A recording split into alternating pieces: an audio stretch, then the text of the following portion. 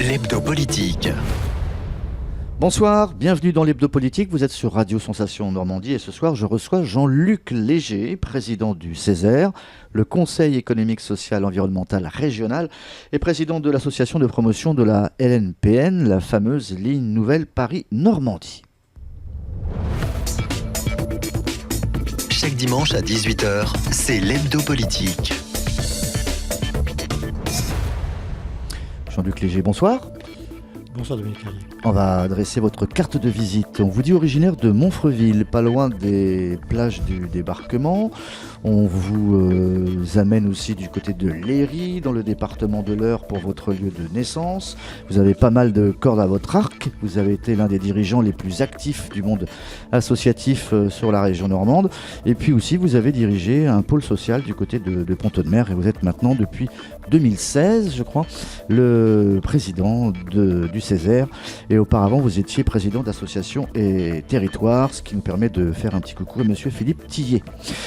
On va dresser votre portrait dans quelques instants. L'hebdo politique sur Sensation Normandie.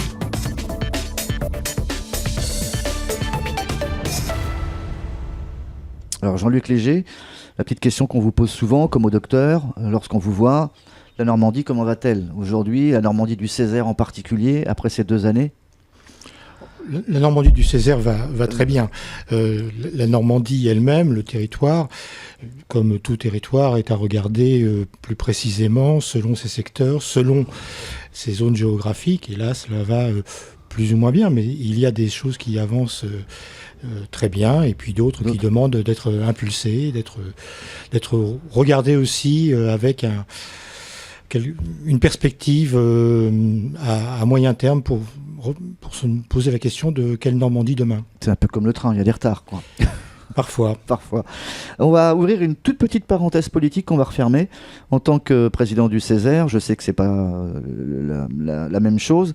Vous animez, je crois, le pôle école, culture et association au sein d'un groupe de cerveaux qui tente de ranimer un peu le Parti socialiste du département de l'Eure. Certains disent qu'il y avait mélange des genres. On vous disait proche également de Nicolas Meyer-Rossignol. Est-ce que c'est une façon pour vous d'afficher discrètement vos ambitions politiques ou on se trompe ? Non, on se trompe, oui et non. C'est sur l'interprétation qu'on peut se tromper. Non, je suis quelqu'un qui est à gauche. Vous êtes fidèle en amitié ? Je suis, oui, fidèle en amitié. Par ailleurs, mais je crois que Nicolas Meyer-Rossignol dirait la même chose. Nous ne sommes pas amis, nous ne l'avons jamais été, même si on se respecte et qu'il n'y a aucun problème, mais nous ne sommes pas amis. Néanmoins, oui, je n'ai pas cette responsabilité, mais je participe activement, comme je participerai d'ailleurs à d'autres endroits si on m'y invitait.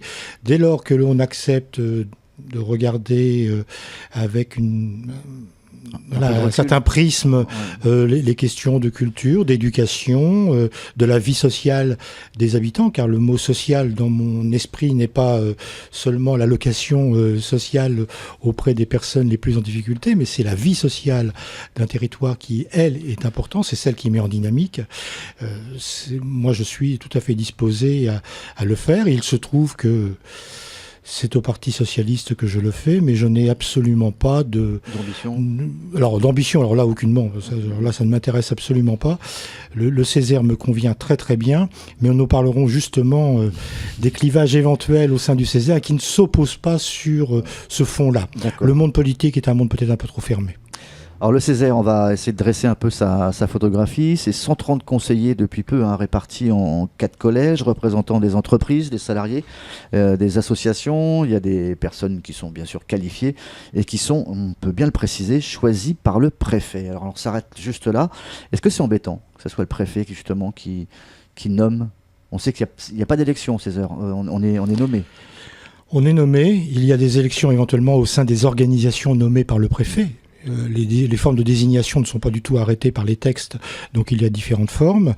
Certaines organisations, c'est automatiquement le président ou la présidente. D'autres, il y a un processus d'élection, ce qui était mon cas.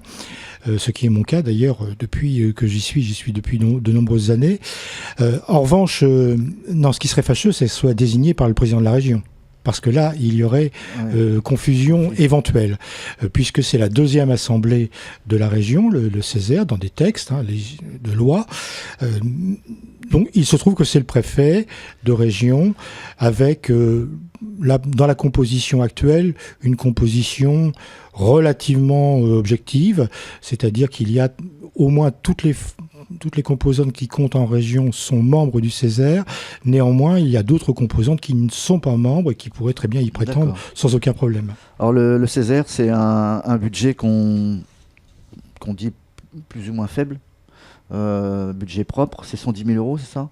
Alors, ça dépend ce que l'on regarde. Si nous regardons les indemnités versées aux conseillers, c'est 1,6 million. D'accord. Si on regarde les frais de déplacement pour aller sur les lieux de réunion, c'est 300 000. Mais pour le fonctionnement au quotidien, c'est-à-dire les frais administratifs, les frais de repas par exemple, nous étions ce matin en bureau du Césaire, il y a 25 personnes, nous avons mangé ensemble, ça c'est payé par le Césaire, et là nous descendons effectivement à 160 000 euros pour fonctionner au quotidien. Mais nous avons aussi une administration qui sont des agents de la région et ce sont 11 personnes. Donc c'est une toute petite administration, mais qui fonctionne parce que nous ne conduisons pas d'action. Nous regardons les choses, nous émettons des avis, nous émettons des observations, des préconisations. C'est notre métier. Vous faites grosso modo travailler une quinzaine de personnes entre Caen et Rouen. Ça s'est bien équilibré depuis qu'il y a la nouvelle région ? Le Césaire penche pas plus à Rouen qu'à Caen ? Non, le Césaire penche de manière totalement équilibrée à Caen comme à Rouen. Il y a exactement le même nombre d'agents et ça, j'y tiens particulièrement. Sur la composition des conseillers, des 130 membres, je n'ai aucune idée de savoir s'il y a plutôt des ex-bas ou des ex-hauts-normands, parce que là, effectivement, c'était plus du tout un critère. Le critère géographique ne pouvait pas s'exercer, c'était le critère de parité homme-femme qui était obligatoire. Je suis totalement incapable de le dire, mais ce qui est tout à fait un bon signe aujourd'hui, c'est que nous entendons de temps en temps un conseiller dire « mais celui-là ou celle-là, c'est un haut ou c'est un bas normand ?» Dès lors qu'on ne sait plus, c'est que c'est bon signe. Le Césaire est né en 72, peu après, je crois, la formation des régions. En quelques mots, si on avait à expliquer à un enfant de 12 ans, le Césaire, c'est quoi et comment ça marche ? Un enfant de 12 ans, je ne sais pas, parce que c'est pas si simple que ça à expliquer. Néanmoins, le plus simplement possible, c'est une assemblée qui est consultée par le président de région, puisqu'il a ce qu'on appelle la capacité de saisir le Césaire sur n'importe quel sujet, et il y a même des sujets où il a l'obligation de saisir, dès lors que, dans une délibération, le président de région engage 1 euro supplémentaire, c'est symbolique et schématique, mais c'est cela, 1 euro supplémentaire, eh bien, il est obligé de demander un avis auprès du Césaire. Et le Césaire a cette capacité aussi de mettre son nez dans les domaines qu'il désire, puisque nous avons la capacité de nous autosaisir sur n'importe quel sujet. D'accord. Le seul critère, ça doit concerner... les compétences de la région. Pas forcément. Ça doit concerner la région. La région, d'accord. Donc vous avez un avis consultatif, un peu le sage de la région sur les sujets et projets économiques, socio-culturels et environnementaux. C'est ça. En général, et à la demande du président du conseil régional, etc. Face à la défiance des politiques actuellement sur le monde associatif et leur supposé pouvoir, est-ce qu'il y a un problème ? Est-ce que le gouvernement vous coupe l'herbe sous le pied actuellement avec votre permission ? Est-ce qu'il faut remettre en cause certaines assemblées qui semblent incarner la société civile ? Est-ce que vous marchez vraiment de pair avec l'État ? Alors, avec l'État... Parce qu'on a parlé de la disparition des fameux Césaires il y a quelques années. Oui, tout à fait. Avec l'État... Ça concerne déjà le niveau national avec le CESE, c'est lui qui est souvent très très décrié, le Conseil économique, social et environnemental qui siège au Palais d'Iéna à Paris. Il va y avoir une modification du rôle et des fonctions du CESE dans la loi concernant concernant la Constitution. Mais finalement, les pouvoirs du CESE vont être renforcés. Non, ce que nous renvoyons vers le politique, c'est qu'au niveau national, par exemple, des comités Théodule, il y en a énormément. Il y en a plus de 600. Commençons par là, et puis ensuite on regardera ce qui est de l'organisation et de la représentation des organisations représentatives de la société civile. Concernant les Césaires, la première crise, c'est celle du politique.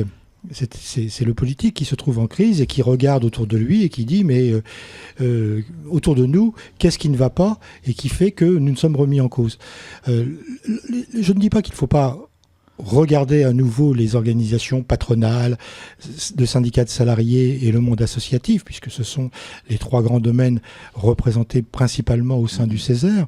Le rôle est évident, il faut regarder les évolutions. Il y a des mouvements sociaux, je ne parle pas de la grève, je parle de grands mouvements qui sont des véritables plaques tectoniques. Je vais prendre un exemple, même si je ne défends pas cette forme-là, mais Nuit debout, par exemple, est une autre forme d'expression qui n'est pas du tout représentée dans une organisation telle que le Césaire, et je suis même pas sûr que les gens qui étaient dans Nuit debout le souhaiteraient d'ailleurs. Et je pense qu'ils diraient qu'ils sont instrumentalisés. Mais nous devons regarder tout de même ces grandes évolutions de mouvements sociaux, parce que cela en dit aussi tout autant sur la légitimité de nos propres organisations que sur le débat public qui s'exerce aujourd'hui dans nos pays occidentaux, car la France n'est pas le seul pays concerné par ce genre de choses. Mais regarder nos fonctions, regarder notre manière de faire, ne veut pas dire de faire table rase. Je crois qu'il y a une nuance, et notamment, je vais prendre un exemple, nous réfléchissons fortement sur la prise en compte des pétitions populaires, c'est-à-dire dès lors qu'il y a un nombre significatif de signatures sur un sujet, peut-être de prendre en compte ce sujet, de le travailler, y compris avec des pétitionnaires qui auront signé et qui se seront évidemment manifestés. Donc là, on n'est franchement pas dans l'anonymat, loin de là, pour étudier quelque chose qui regarde les citoyens, ou tout au moins un nombre significatif de citoyens. Donc le gouvernement est en totale concorde avec le monde associatif et de l'éducation populaire, quoi. Totale concorde, ça nous faut toujours vérifier ça dans les faits. Et néanmoins, nous, c'est le signe que nous voulons envoyer vers le gouvernement, vers les préfets et vers les présidents de région. D'accord. Jean-Luc Césaire, vous ne bougez pas. On passe à la deuxième partie de cette émission. On parlera juste après transport. L'hebdo politique. Jean-Luc Césaire, le président, donc Jean-Luc Césaire comme pléonasme, Jean-Luc Léger, président du Césaire, est notre invité. On parle transport, même si les moyens financiers ne semblent pas à la hauteur des attentes du gouvernement. On a confirmé le maintien, je ne sais pas si c'est du bout des lèvres en tout cas, de cette fameuse ligne nouvelle Paris-Normandie.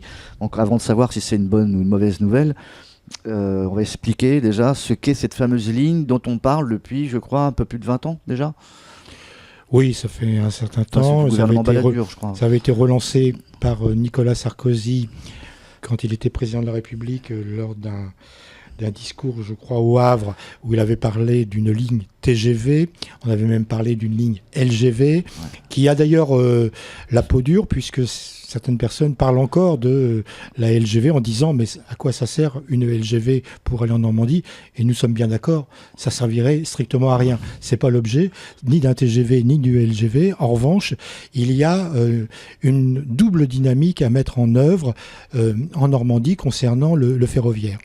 Le ferroviaire voyageur, c'est l'objet de la ligne nouvelle Paris-Normandie, puisque nous sommes tous, lorsque nous utilisons régulièrement le train, qui est mon cas, à constater que l'on vienne de Cherbourg, du Havre ou même plus près de Bernay ou de Rouen ou de Val-de-Reuil pour ce qui me concerne, nous constatons des retards réguliers, nous constatons que finalement il y a 30 ans ou 40 ans on allait plus vite en train qu'aujourd'hui parce qu'il y a un nœud qui s'appelle le nœud Mantois. Il faut passer cette frontière géographique ferroviaire parce qu'il y a un goulot d'étranglement, et puis il y a aussi une fréquentation de plus en plus importante, et on ne peut que s'en féliciter bien évidemment, des voyageurs franciliens pour aller vers la gare Saint-Lazare, qui est la première gare de banlieue de l'Île-de-France. C'est nous qui l'avons, il faut bien faire avec. Donc ça, c'est un premier élément. Donc il y a à améliorer les services.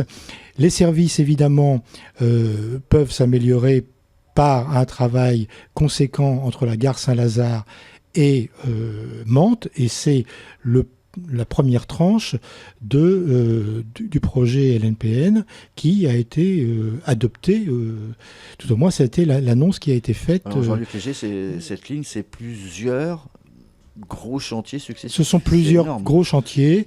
Oui, c'est un projet particulièrement important. Pour rappel, pour ceux qui sont un peu candisses sur la question, c'est en grosso modo Paris-Rouen-Le Havre, c'est ça? Paris-Rouen-Le Havre, et puis un Paris-Évreux, enfin c'est Paris-Évreux-Rouen-Le Havre, et un Paris-Évreux qui bifurquerait à un endroit dans l'Eure pour aller vers Bernay, Lisieux, Caen, Cherbourg. D'accord. C'est cela. Et puis, il y a quand même un élément sur lequel moi j'insiste particulièrement, notamment auprès du Premier ministre, c'est l'idée que, en matière ferroviaire, il n'y a que 2 régions qui n'ont jamais bénéficié, enfin qui n'ont pas bénéficié depuis très longtemps de nouvelles infrastructures ferroviaires. C'est le Limousin, qui est maintenant intégré à la Nouvelle-Aquitaine, et la Normandie. D'accord. Je pourrais même, pour y accentuer un peu l'intérêt, la priorité, les 2 Normandies. Donc ça veut dire qu'il faut, sans qu'on ait forcément un droit de tirage automatique, prendre en compte le fait que toutes les régions ont bénéficié quand même, par des lignes TGV, d'un accès beaucoup plus confortable, beaucoup plus rapide au ferroviaire. Moralité, la Normandie est prioritaire maintenant. Ouais. Voilà ce que nous disons. Et puis la deuxième chose, dont on parle qu'entre initiés, c'est qu'il faut aussi libérer des sillons. Alors un sillon, c'est un espace-temps. C'est une voie ferrée sur un temps de trajet. D'accord. C'est ça un sillon. Il faut libérer des sillons pour le fret, car il y a une compétition qui est particulièrement importante et qui peut même être mortifère si on ne développe pas Le Havre. Il faut que Le Havre, qui est dans la compétition des grands ports mondiaux, qui est le premier port maritime pour la France, mais qui n'est malheureusement pas le premier port pour l'Europe, eh bien, il faut permettre au port du Havre de faire circuler le fret qui vient notamment de la mer le plus rapidement possible. Et là, le fret ferroviaire doit impérativement se développer. On y reviendra tout à l'heure en espérant que la ligne nouvelle soit sans doute opérationnelle avant le canal Seine-Nord-Europe, mais on en doute. Si on avait une date à donner, ça serait quoi, 2030 pour le premier coup de pioche? Dans le meilleur des cas, c'est 2030. Nous verrons si le canal Seine-Nord-Europe sort... avant ou après? J'allais dire sort de terre et creusé dans la terre. Il y a concurrence si, effectivement, nous n'obtenons pas et la LNPN et une augmentation du nombre de sillons pour le fret. S'il n'y a pas un travail particulièrement ambitieux des SNCF Réseau pour permettre aussi aux marchandises arrivant du Havre pour pénétrer beaucoup plus rapidement et plus facilement le centre même de l'Europe. Et puis il y a aussi les infrastructures de la Seine qui doivent être rénovées. Si ça c'est fait, nous n'avons rien à craindre du canal Seine-Nord.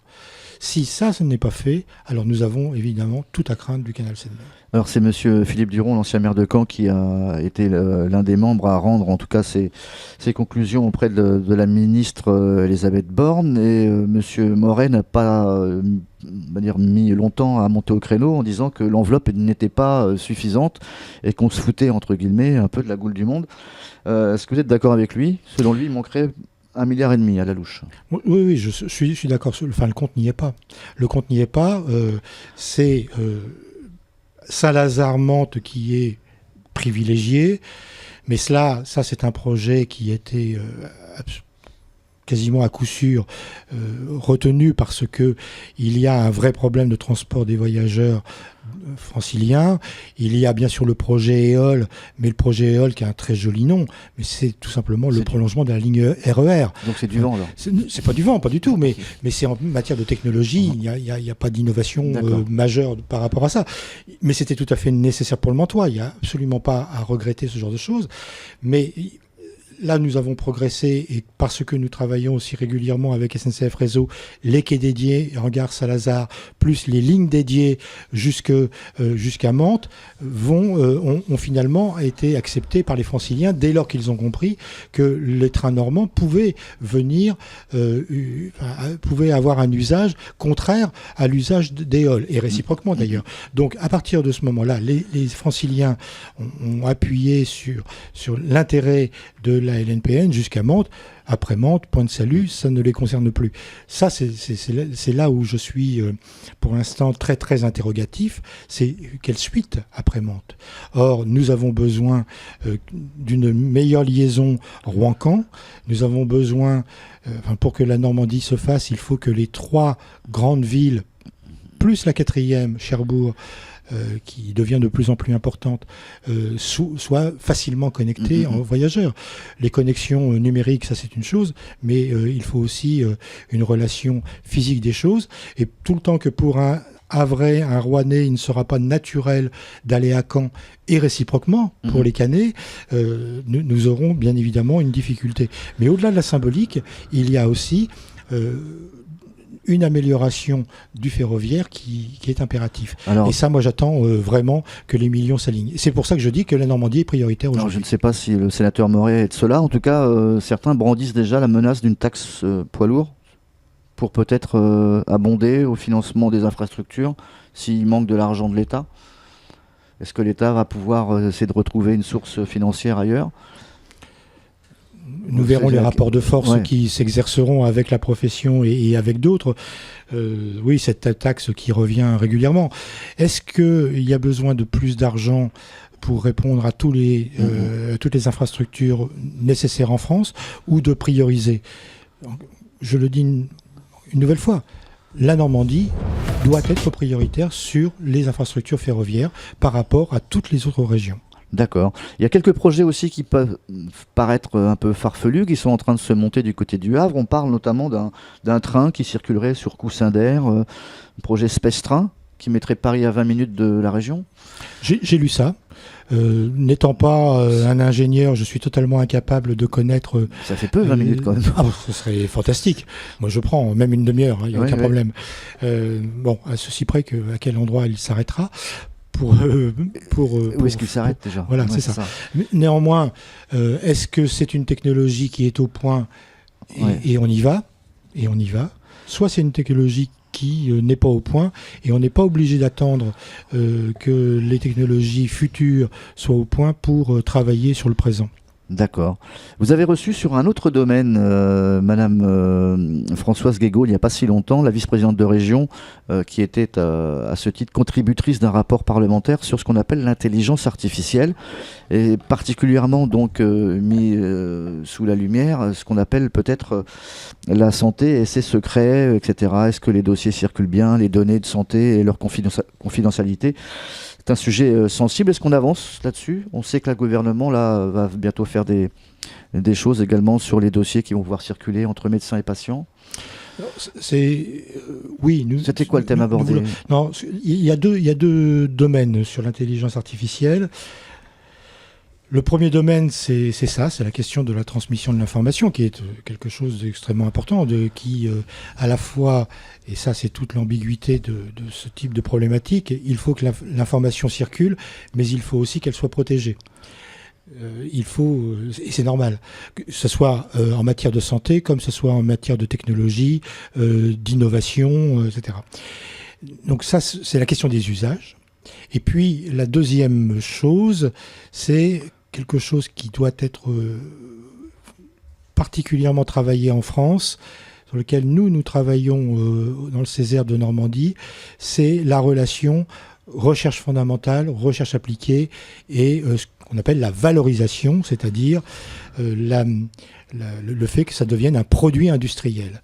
Or, si nous voulons revenir sur le marché mondial pour venir concurrencer les États-Unis ou la Chine sur ces questions-là, il faut absolument que l'on améliore ce passage de la recherche fondamentale, parce que nous avons des chercheurs particulièrement pointus dans ce domaine. Nous avons des industriels qui s'y connaissent également, mais c'est la partie valorisation, donc ce passage d'une idée, d'une recherche fondamentale à en faire un objet industriel. Or, nous le constatons, c'est que beaucoup d'objets qui concernent l'intelligence artificielle, à un moment, s'échappent de France, y compris les cerveaux, mais pas seulement. Les documents également s'échappent et puis nous reviennent, cette fois-ci, sous forme de produits. Or, notre quotidien, il existe déjà, grâce à ou à cause de, ne parlons pas seulement de vertus concernant l'intelligence artificielle, mais ça sera de plus en plus important. Moi, j'ai été invité par les agriculteurs à une démonstration de machines tractées, je crois qu'on ne peut pas les appeler autrement que de cette manière-là, qui sont totalement numérisées, et c'est époustouflant que de voir ça.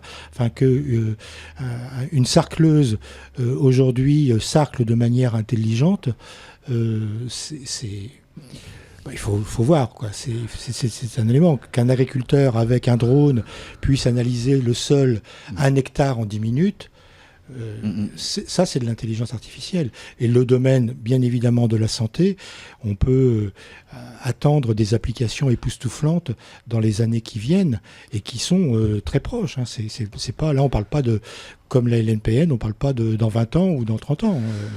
C'est vraiment demain, et c'est aujourd'hui pour plein de choses. Donc c'est ça que nous voulons regarder, pour que les industriels normands puissent être mieux en articulation avec les chercheurs, qui eux ne sont pas forcément normands d'ailleurs. On est arrivé au bout, Jean-Luc Léger, le temps passe extrêmement vite. On aurait pu parler du Monténégro, des Jeux Olympiques de 2020 et puis des éoliennes en mer. Ça sera l'occasion peut-être pour vous de revenir nous voir. Volontiers. En tout cas, merci Jean-Luc Léger d'avoir accepté notre invitation. On vous rappelle que vous pouvez retrouver cet hebdo politique en podcast, son et vidéo sur notre site www.radiosensation.fr. Bonsoir. Bonsoir. Chaque dimanche à 18h, c'est l'hebdo politique.